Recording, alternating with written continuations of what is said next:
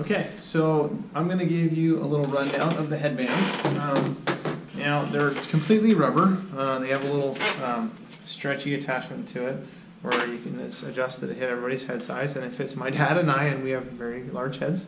And so I haven't seen anybody not able to fit it. I actually wear it with a baseball cap on backwards because it helps to control the sweat, etc., things like that, because you do sweat a lot when you're running around playing the game because you get pretty hot. It's good exercise, and you get pretty into it and active into the game. And it can get really kind of yucky if you do that. And then you should wipe it off too with some like sandy wipes or something. Keep those with your kit, with your guns. So there's a switch on the side right here. That's how you turn it on. Simply turns on, just like that. And it flashes colors like this until it syncs with the gun. I'm not going to sync it with a gun just yet, but that's how you turn it on. And then there's the charge port on the bottom. There's 4 sensors on every single side. They're really cool because these aren't just sensors to detect damage, but they also emit damage too. So whenever you're in game mode and you're playing, one of the buttons on the side, the little left button, as I was showing you before, instead of firing when you're in close range of somebody, you press that button and it actually emits similar blast like the gun would, right? And so you can actually cause damage with your headset to other folks that have headsets adjacent to them.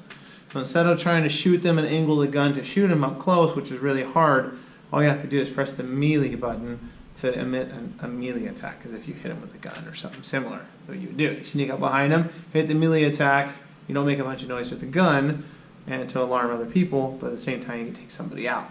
And so these sensors will shoot out a sensor and hit this sensor, and it'll take damage for that other player. Damage or kill them.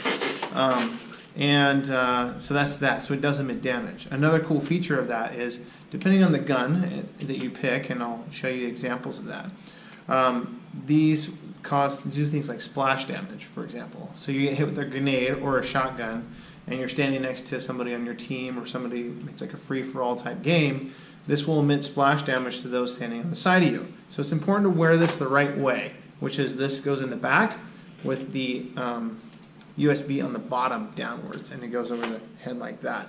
And that way someone standing on your side would take splash damage from a shotgun blast when they're in close range.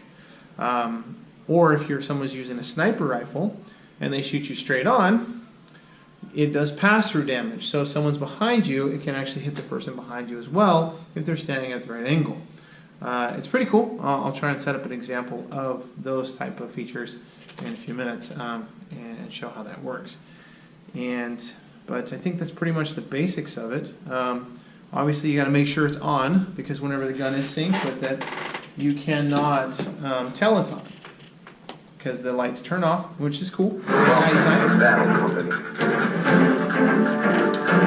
the gun will tell you when it syncs. Select a game. And each and every single gun is specific for every headset. So you cannot mix the headsets up. If you notice, there is a number here which coincides. Headset connected. There it goes, it's connected.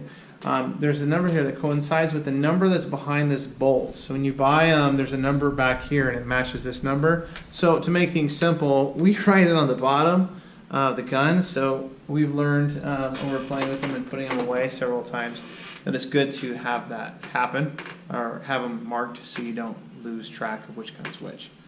And let me think if there's anything else in the headband. Goes on, it has a little tightening strap so it doesn't slip.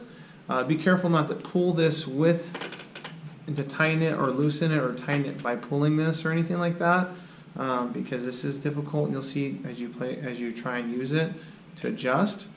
But if you pull it too hard with this will come off, or the elastic band will come out, and then you have the nightmare of trying to put it back in, which I've had to do for a few of them already. So make sure everybody doesn't do that.